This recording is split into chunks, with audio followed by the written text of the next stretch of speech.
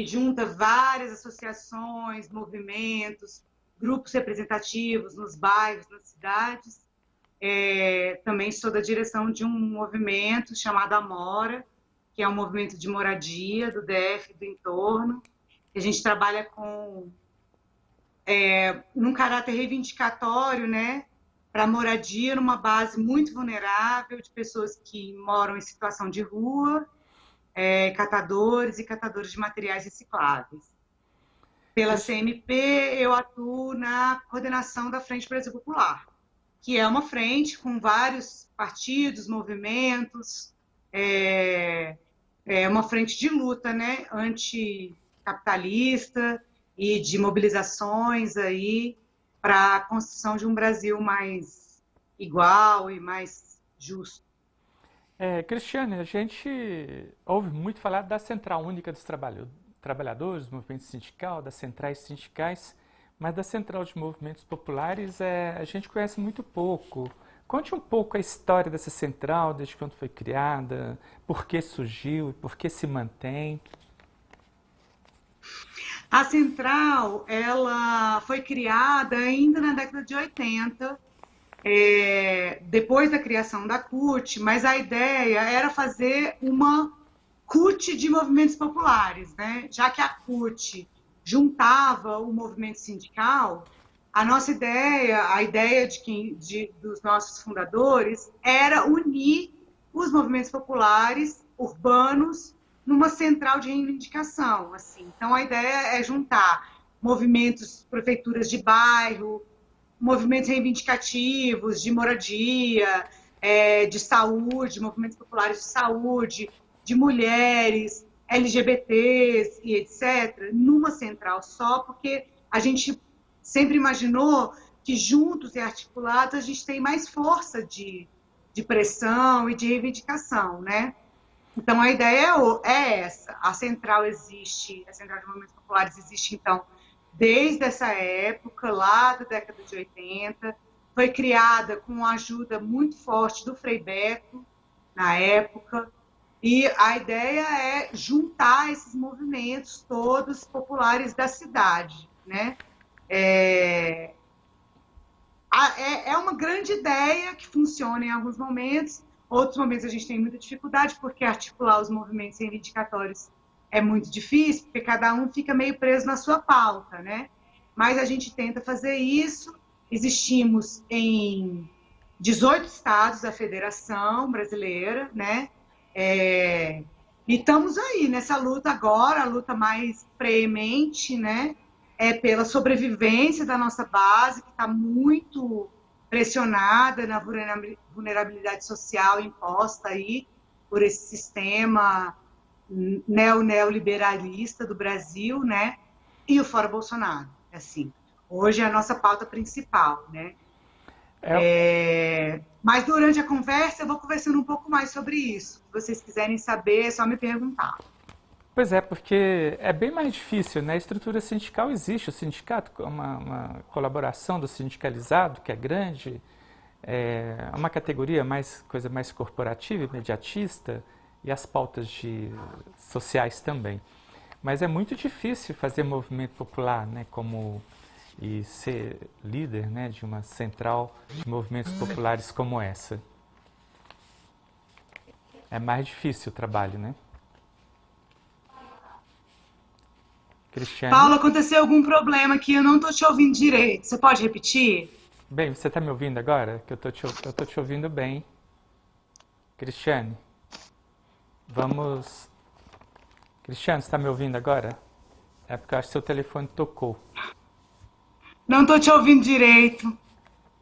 Oi, Cristiane, eu estou te ouvindo muito bem. Libere o áudio do seu celular, até que toca na tela dele e vê se você consegue voltar a falar comigo, a me ouvir e a me ver também, né? Diego, nós perdemos o contato com a Cristiane ou não? Ainda não? Cristiane, você voltou a me ouvir? Eu estava pedindo para você dar um... Tá tão baixinho. Tá, vamos ver aqui se a gente aumenta o seu áudio. Eu tô te ouvindo muito bem, tá? Quem está em casa também está te ouvindo perfeitamente bem. Cristiane? Qual a orientação que eu dou para a Cristiane?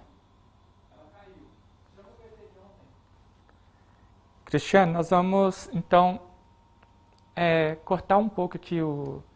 Diego, só se você rodar aqueles dois VTs aí, se a gente dá tempo de colocar a... Então, roda dois VTs aí interessantes para nós, enquanto a gente refaz o contato com a Cristiane.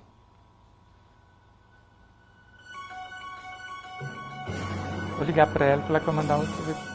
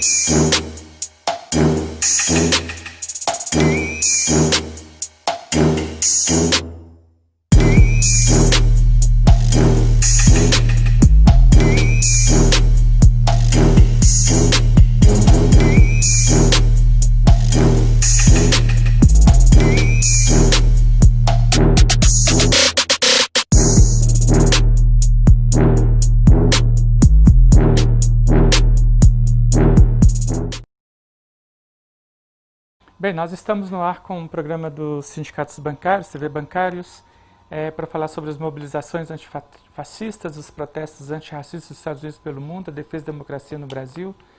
E estávamos falando com Cristiane Santos, da Central de Movimentos Populares, que representa também a Frente Brasil Popular. Estava no ato ontem, domingo, dia 7 de junho, na Esplanada dos Ministérios, a manifestação antirracista pela democracia, pelas liberdades, pela taxação da riqueza, mais soberania no Brasil, fora Bolsonaro, fora Mourão, e quer dizer, uma pauta bacana dos movimentos sociais, do movimento sindical, do movimento estudantil, uma manifestação pacífica, ordeira, com crianças, muito adolescente, muito jovem, e também as lideranças tradicionais da cidade, movimento social, movimento sindical. E também nós estamos esperando o contato aqui, mas está com problema de internet, do Eduardo Borges da Silva, que é outro convidado dos sindicatos bancários para participar desse programa aqui hoje. É ativista do Movimento dos Trabalhadores Sem Teto, que também participa da Frente Povo Sem Medo. É a Frente Brasil Popular e a Frente Povo Sem Medo que organizaram ontem, no domingo, dia 7, as manifestações pelo Brasil inteiro, esses dois movimentos. E a gente quer fazer uma análise, né, dessa insurreição antirracista nos Estados Unidos, que ganhou o mundo e impulsionou mobilizações antifascistas no mundo todo, e antirracistas, principalmente aqui no Brasil também. Muitas cidades brasileiras ontem tiveram manifestações. E nós vamos estar esperando o contato aqui da Cristiane Santos para a gente estar continuando essa conversa com ela. Né? Cristiane, você já está de volta.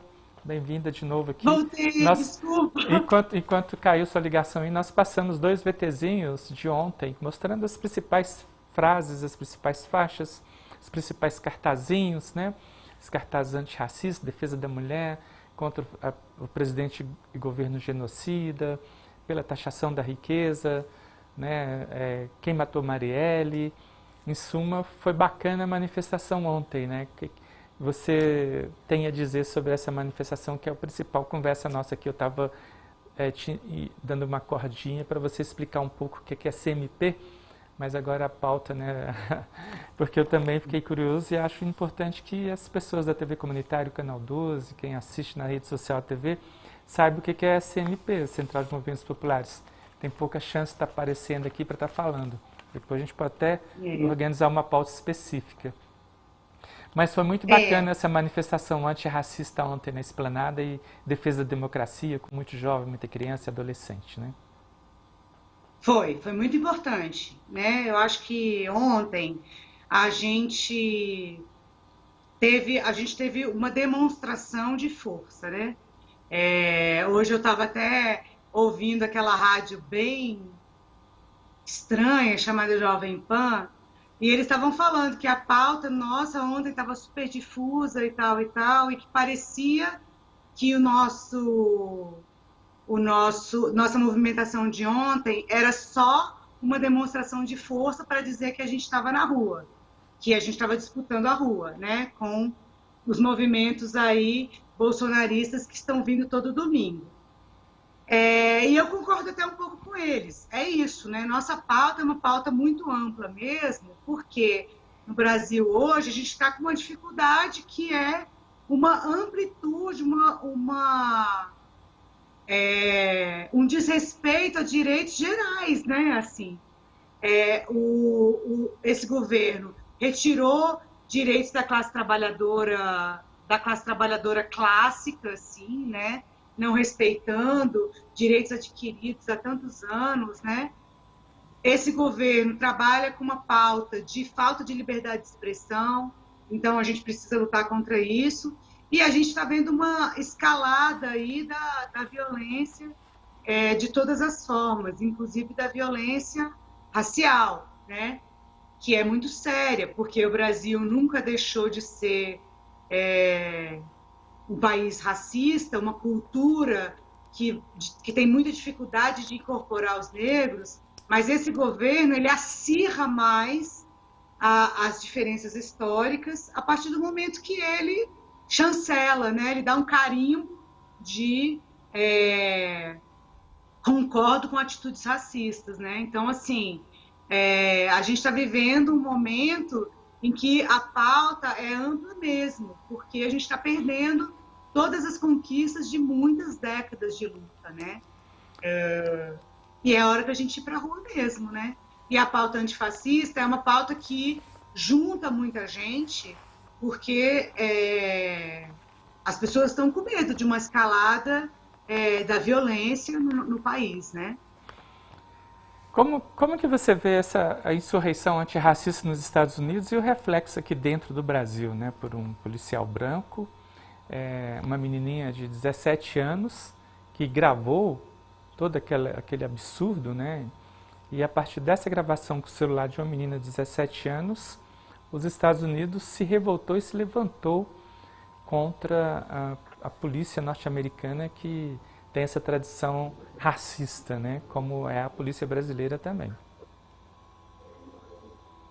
Eu acho que é muito importante a gente enfatizar que tem um recorte que é racial e que é muito importante, muito sério, porque a condição de viver uma desigualdade racial é uma coisa que ultrapassa todos os limites da civilidade, né? Assim, mas além disso tem um problema de classe, né? O aprofundamento das contradições de classe nos Estados Unidos, elas impulsionaram todo esse movimento racial também, né? Porque que a gente está sempre convivendo com uma sociedade que deixa os negros para trás, que paga menos aos negros, né? Que dá menos oportunidades aos negros. Né?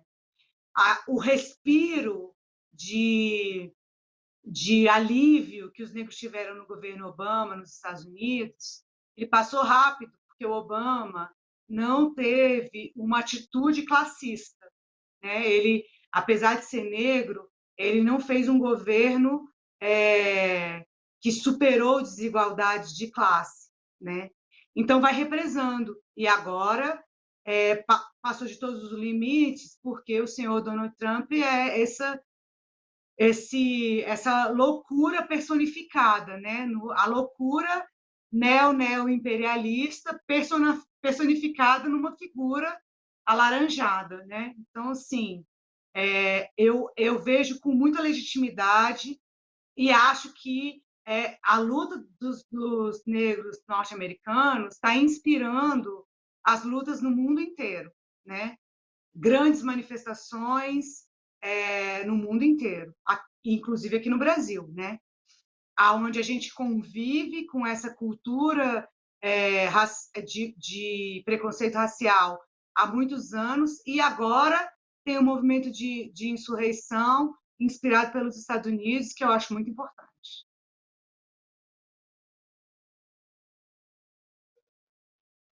Difusa que você disse, mas é uma pauta importante, como também você disse, que o governo ataca todas essas pautas importantes. Então, estava lá, vidas indígenas importam, vidas negras importam, sai Bolsonaro, fica soberania, né? Taxação da riqueza nacional, as torcidas organizadas do Flamengo, Atlético Mineiro, Vasco, Botafogo, todos com suas faixas em defesa da democracia e antifascistas. Como que você vê essa unidade, né, do campo popular, do campo sindical, do campo estudantil, numa única presença na esplanada? Então, voltando àquela coisa que a gente estava conversando sobre a CMP no começo, assim, que eu acho que ilustra bem uma coisa muito importante de ontem. É que, assim, a gente faz movimento popular, é muito diferente do movimento sindical, porque a gente faz movimento totalmente sem dinheiro. E, em alguns momentos, se algumas pessoas atacam-nos, até o pessoal da direita ataca os movimentos de esquerda, dizendo que a gente faz tudo pago com dinheiro, né, recebendo diárias e tal. E ontem ficou muito patente, ficou muito claro e objetivo, assim. Primeiro que é um movimento que vem dos seios das classes mais populares. As pessoas estão estranguladas com esse governo. E aí o movimento popular, as torcidas organizadas e vários outros setores da sociedade, o movimento sindical também, muito importante ontem, a participação, os movimentos do campo que estavam lá, foram para a rua para dizer assim, olha, basta, não é possível conviver mais com essa política de estrangulamento das classes populares que o senhor Guedes e o senhor Jair Bolsonaro promovem no nosso país. Não é possível mais. E, além disso, a gente não vai mais aturar que uma direita fascista com uma pauta antidemocrática esteja ocupando as ruas o tempo inteiro sem a nossa reação, né? Então, para nós, assim, foi muito importante aquilo ali, porque não teve um grande aparato, a gente não tinha grandes gastos econômicos e tal, mas a gente tinha um povo que primeiro, não fez isolamento desde o início, porque Bolsonaro não deu condição de medidas sanitárias e de proteção da saúde no Brasil, né? E depois de um povo que está estrangulado pela falta de direitos, pela falta de qualquer esperança, né? De melhor sociedade, de melhor condições e tal, né? Nossos direitos estão todos esvaindo, né? Esvaindo ralo abaixo, né? E agora Guedes vem ainda dizer que não pode pagar o auxílio emergencial, que é uma coisa que o mundo inteiro fez, inclusive Trump, super neo-imperialista, um cara com medidas totalmente contraditórias e tal. Até ele apostou numa política de assistência social para proteger as vidas dos seus compatriotas, né? E aqui no Brasil a gente está vivendo isso, né?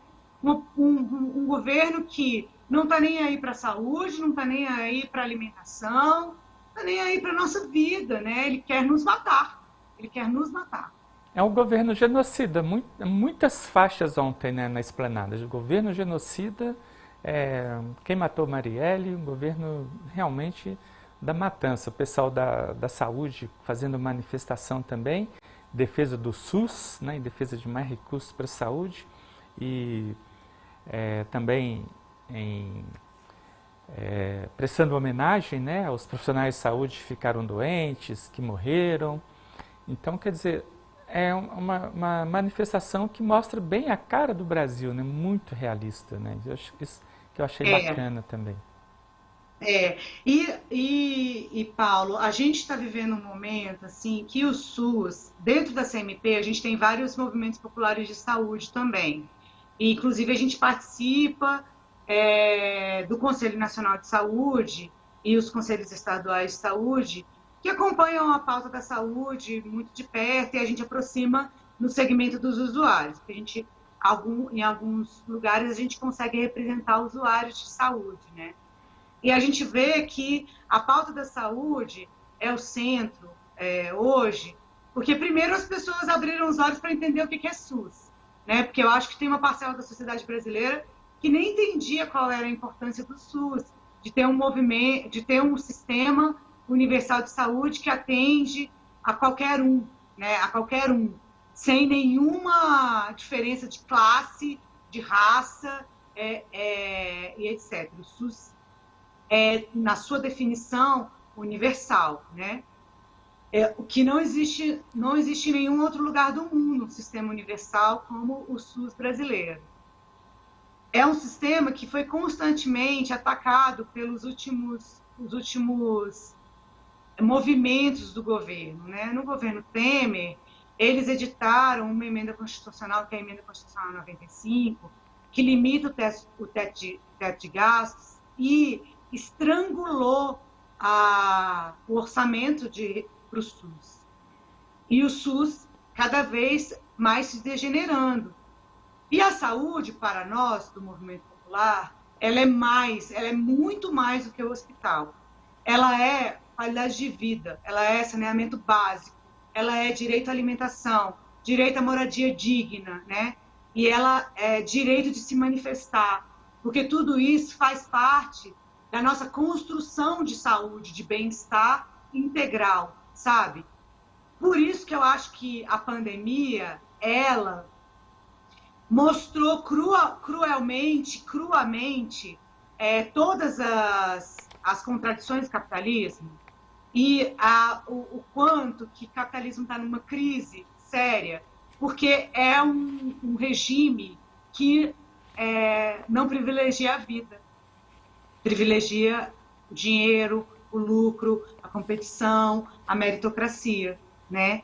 E aí a pandemia demonstra isso de uma forma tão clara e que e aconteceu o que aconteceu ontem, juntar um monte de gente que vem de lugares diferentes, de movimentos diferentes, para dizer, olha, esse fascismo vai nos matar e a gente quer viver e viver bem, com as nossas vidas, os nossos corpos respeitados e com comprometimento do governo com a proteção social.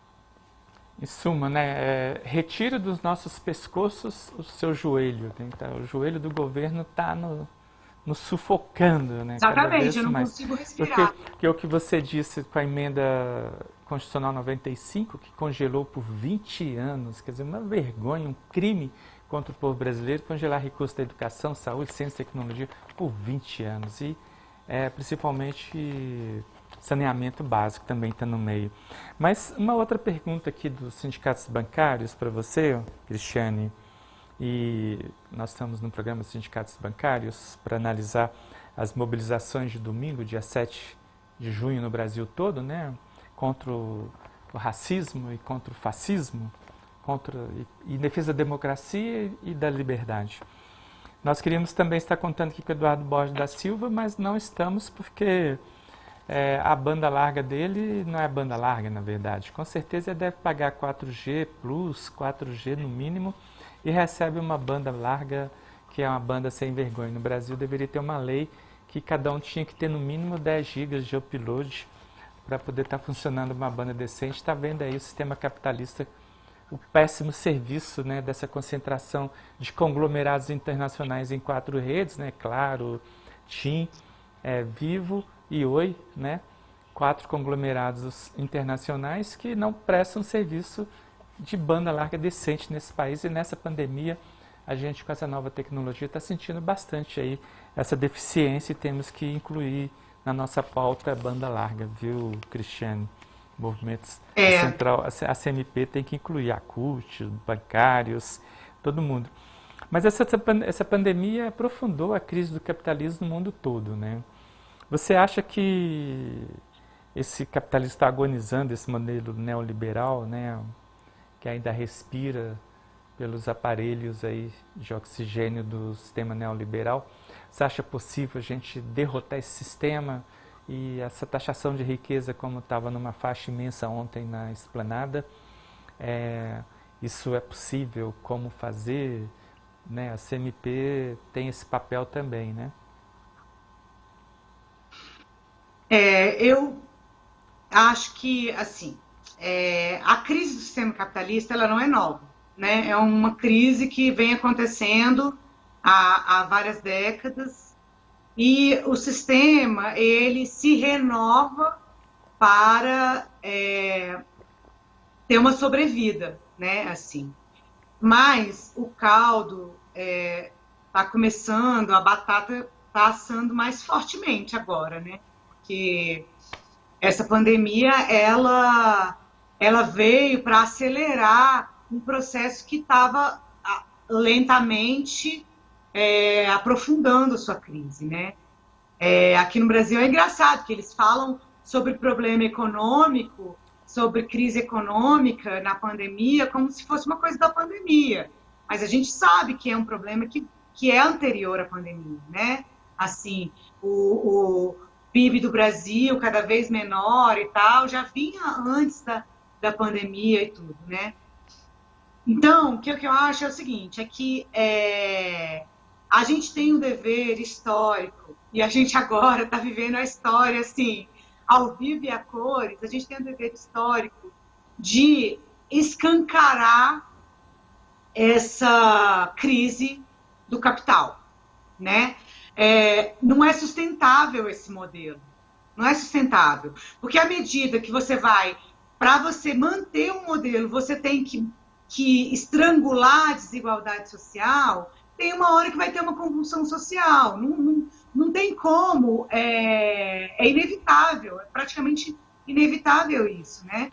Porque para o capitalismo se manter, você tem que aumentar o número de desempregados, aumentar o número de famintos, de exército de reserva, de gente esperando para trabalhar por cada vez menos, de um sistema que as pessoas vão trabalhar quase no regime de escravidão, né? Então, para manter o capitalismo, você tem que matar as pessoas, né? Matar as pessoas de fome, matar as pessoas de trabalho, e é insustentável. De alguma forma, a gente agora tem essa tarefa histórica, né? De assim, mostrar essas desigualdades e de mostrar que não é possível viver mais coadunando com esse sistema que é tão opressor, sabe, Paulo? Então, eu acho que assim, é um papel histórico que a gente tem agora, nesse momento, a gente mostrar, desvelar toda a crise capitalista, assim. Existe um movimento latente das periferias, né? Que eu acho que aqui em Brasília é mais difícil de aparecer, mas que aparece muito nessas manifestações em São Paulo, por exemplo, no Rio de Janeiro, né? Que é a coisa de que chega uma hora que a periferia vai vir e vai vir com força, né? E a gente precisa agora se organizar para cada dia mais mostrar essa contradição de um sistema podre, rachado por dentro, e que quer nos matar, como a gente falou na pergunta anterior, né? Pois é, mas o mais triste é se você pegar os números e analisar. Por exemplo, os ricos ficaram mais ricos nessa pandemia. Houve a concentração de renda aumentou. Segundo a OIT, essa pandemia pode provocar 20 milhões de desempregos no Brasil e 195 milhões de desempregados no mundo. E se olhasse a concentração de renda aumenta, o desemprego aumenta, e também com o tipo de governo que a gente tem, uma assessora do Paulo Guedes chegou a dizer que a morte de idosos com a coronavírus no Brasil é uma boa, porque reduz o déficit da Previdência, porque os idosos estão morrendo, vão parar de receber aposentadoria. Quer dizer, é um malsonaro, né? Um sistema muito mau, um sistema capitalista que, mesmo com a pandemia, ainda deixa os ricos mais ricos. Quer dizer, que situação é essa? Como combater isso e jogar mais uma tarefa no povo brasileiro, né? Além de todas as de sobrevivência, mais essa de luta cruel contra o capitalismo? É, eu tenho conversado com as pessoas, assim, inclusive quando a gente debate sobre a contradição entre o discurso do isolamento social e as manifestações que foram feitas ontem. Eu tenho conversado muito com as pessoas sobre uma coisa muito séria aqui no Brasil. Foi o seguinte: uma parcela muito grande da nossa sociedade não conseguiu fazer isolamento desde o início, porque teve que pegar fila de ônibus, pegar fila da Caixa, os bancários aí trabalhando, inclusive na linha de frente, para poder permitir a chegada desse auxílio emergencial na conta das pessoas, e a fila da cesta básica, que o nosso povo pega a fila para a cesta básica, porque está passando fome, né? Assim, então, assim, foi impossível fazer isolamento social, né? Porque tem uma camada da nossa sociedade, no passado da nossa sociedade, que está vivendo um estrangulamento que talvez a gente só tenha visto há muitos anos atrás, na época do governo Fernando Henrique, assim. A gente está vivendo um momento de miséria, né? De luta pela sobrevivência mesmo, assim, de vender o almoço para comprar a janta, né? Assim. Então, é isso mesmo, é muito duro. Por isso que eu entendo, às vezes as pessoas falam que o brasileiro é muito cordial, que não se insurge e tal, mas assim, é meio complicado, porque entra isso que você está falando, né? Quando a gente está lutando pela nossa sobrevivência diária, é realmente muito difícil você também transcender e assumir a tarefa do coletivo, né? É muito complicado, é duro, é tarefa grande mesmo, né? Mas eu acho que chegou a nossa hora, assim.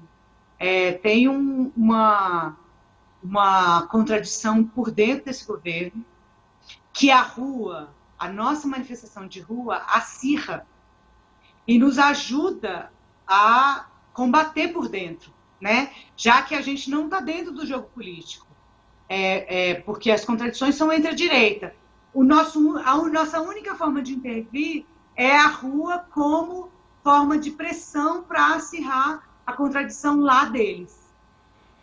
E o Fora Bolsonaro, você acha possível o povo brasileiro conseguir tirar esse governo para poder começar a consertar as coisas? Amanhã o Tribunal Superior Eleitoral, né, começa a julgar a chapa, os crimes cometidos pela chapa Bolsonaro-Mourão.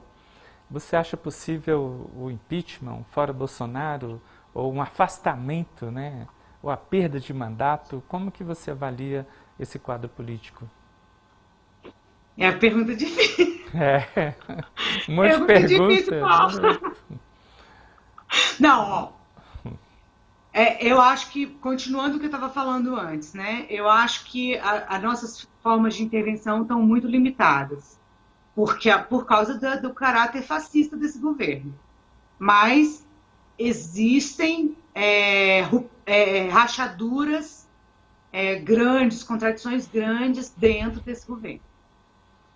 Não é um sistema um grande acordão, sabe aquele grande acordão que fizeram para tirar a Dilma, que foi bem articuladinho e estava todo mundo dentro? Agora não é a mesma situação.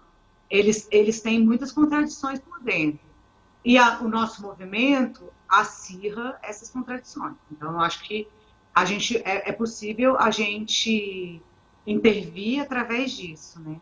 E acho que a gente é um grande momento para abrir os olhos de uma parcela da sociedade que não estava percebendo o que estava acontecendo. Que votou no Bolsonaro acreditando que era uma alternativa a tudo isso que estava aí, a toda dificuldade e tal, e a toda a circo que a mídia montou de criminalização dos movimentos e dos partidos. Essa parcela da sociedade começa a ver que não é possível conviver com o Bolsonaro. Não é possível conviver com o Bolsonaro. Bolsonaro que é a nossa morte, né? As pessoas estão abrindo os olhos para isso. Isso é muito importante, né? Pode ser que a curtíssimo prazo isso não funcione para derrubar uma chapa Bolsonaro-Mourão. Mas, num sentido processual e pedagógico, isso acumula forças para mais para frente, né? E eles também se atrapalham e, às vezes, os movimentos deles são tão atrapalhados, são mais fortes contra eles até do que as nossas ações, né? E essa conduta do Bolsonaro diante a pandemia é uma conduta que balança as estruturas do governo dele. Né? Ele deixou a deriva. Deus dará. Não importa, e daí e tal. Isso aí é uma fissura maior no governo dele, né? Então é isso. Não sei se é possível agora, mas a gente está acumulando força para poder agir no momento que a gente tiver mais força de pressão aí. Bem, Cristiano, nós estamos chegando ao fim, mas eu não poderia deixar de fazer uma pergunta para você, que é mulher, né, e que representa a mulher, e citou a questão do Brasil voltar para o mapa da fome, da fila da cesta básica. Eu tenho acompanhado bem em Brasília os movimentos de solidariedade, sempre estão passando aqui pela TV comunitária e está crescendo muito. Isso é chato, mas é necessário, porque o Brasil foi retirado do mapa da fome pelos governos Lula e Dilma, e agora essa triste notícia, né, voltar aos tempos do Betinho, né, para que as pessoas pudessem ter um prato de comida. E a mulher é a principal vítima, né, porque a mulher, nós temos 38 milhões de mulheres no Brasil, 28 milhões de mulheres, aliás, que são chefes de família. E pega a mulher, né, essa questão da fome e de sobrevivência da família, né, dos filhos. A mulher que está sempre na linha de frente. Assim, a gente tem conversado muito sobre isso, tem até um coletivo de psicólogos conversando conosco, junto com a Marcha Mundial de Mulheres, conversando conosco da CMT, para conversar sobre a saúde mental das mulheres da periferia nessa pandemia, né? Porque a mulher, ela acumula muitas funções, né? Assim, além do seu papel de trabalhadora, né? De funcionária, algumas vezes, de alguém que tem que levar dinheiro para dentro de casa, porque o dinheiro da maioria das famílias vem da mulher mesmo, do trabalho da mão de obra feminina.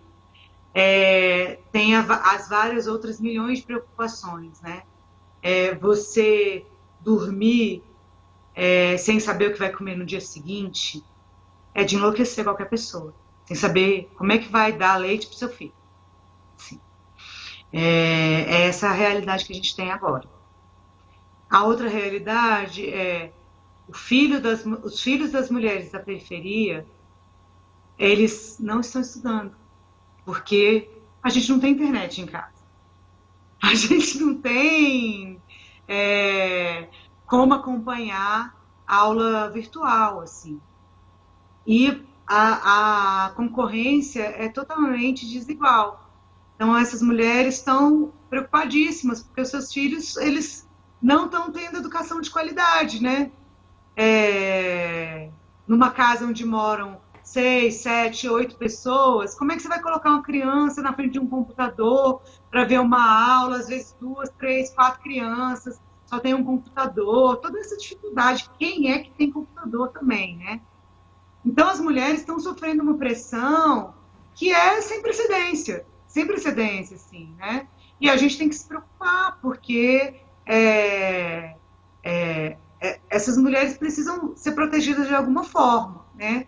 A forma que a gente viu, que a gente está vendo, é a solidariedade mesmo, né? É juntar as pessoas, ajudar na cesta básica para desafogar um pouco a mente dessa mãe que está pensando na comida do dia seguinte, ou está pensando na comida do próprio jantar no mesmo dia, né?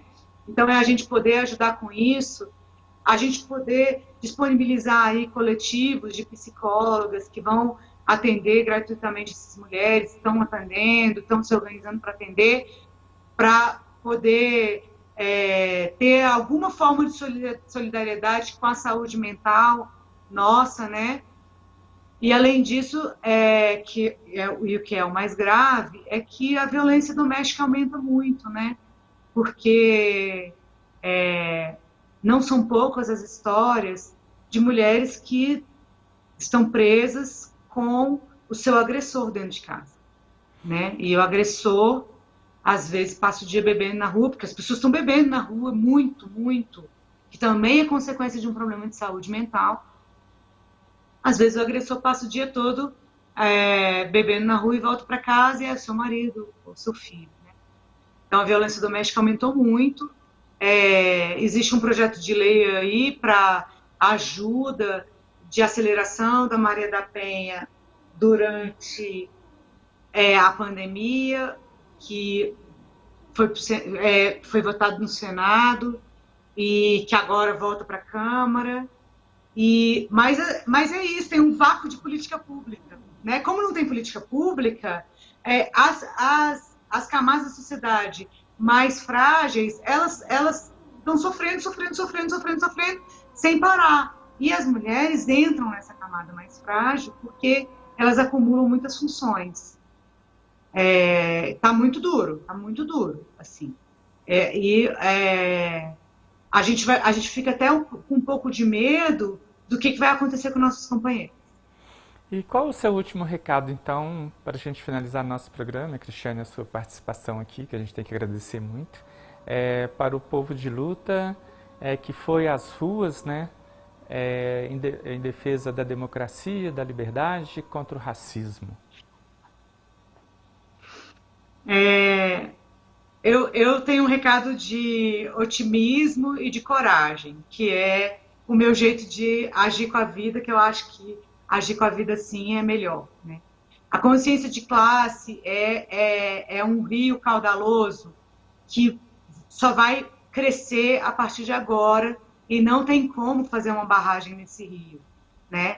E a gente tem o dever histórico de, com coragem, nos somarmos a esse rio e alimentar esse grande rio de consciência histórica, de coragem, de luta e de força nesse momento.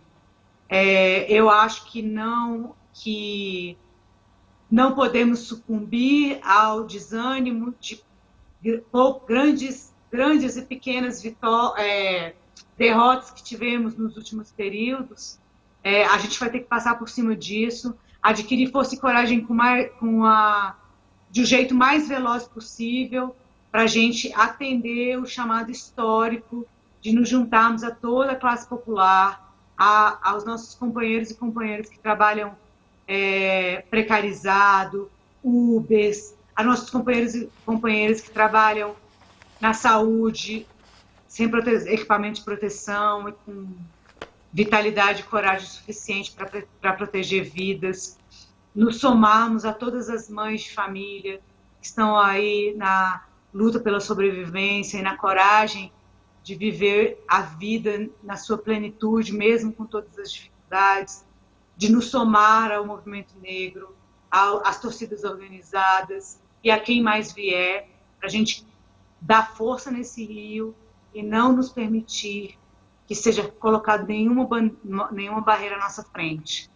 Com toda a força, a gente vai ultrapassar, destruir as barreiras e criar uma sociedade mais consciente e mais organizada. Nesse processo, é possível derrubar qualquer outro obstáculo, inclusive esse obstáculo momentâneo, que é o governo Bolsonaro, que não vai durar para sempre e que não é todo esse bicho de 7 cabeças que parece ser, né? Ele já perdeu muita força e vai perder mais força. Isso aí, Cristiane. Eu agradeço muito a sua presença aqui na TV Comunitária de Brasília, né, no Canal 12, na NET, na nossa rede social toda. E espero que você participe mais aqui. Venha outras vezes aqui para explicar mais sobre esse trabalho grandioso, né, valoroso para o Brasil, da Central de Movimentos Populares. Ok? Muito obrigado pela sua presença. Tá bom, obrigada, Paulo. Obrigada, TV Comunitária. Obrigada, sindicatos bancários. Estamos aí na luta sempre, à disposição para somar também. Pois é, nós chegamos ao fim aqui de mais um TV Bancários. Nós conversamos com Cristiane Santos, da Central de Movimentos Populares, que representa também a Frente Brasil Popular nas manifestações de domingo, dia 7. E queríamos muito ter contato com a presença do Eduardo Borges da Silva, ativista do Movimento dos Trabalhadores Sem Teto, MTST, que é da Frente Povo Sem Medo, mas em outra ocasião, com certeza, ele vai ser convidado a estar aqui conosco. Nem é que tem que vir ao estúdio, né? A gente está mantendo um convidado aqui no estúdio, pode vir tranquilamente, a gente vai entrar em contato com ele para que depois ele venha aqui também dar o seu recado. Ele foi convidado pelos sindicatos bancários, mas a internet dele não permitiu que ele conseguisse fazer acesso aqui conosco na TV. Então nós agradecemos muito também o esforço dele de ter tentado participar desse programa dos sindicatos bancários. E para você que nos assistiu, muito obrigado pela audiência e continue aqui na tela da TV Comunitária de Brasília.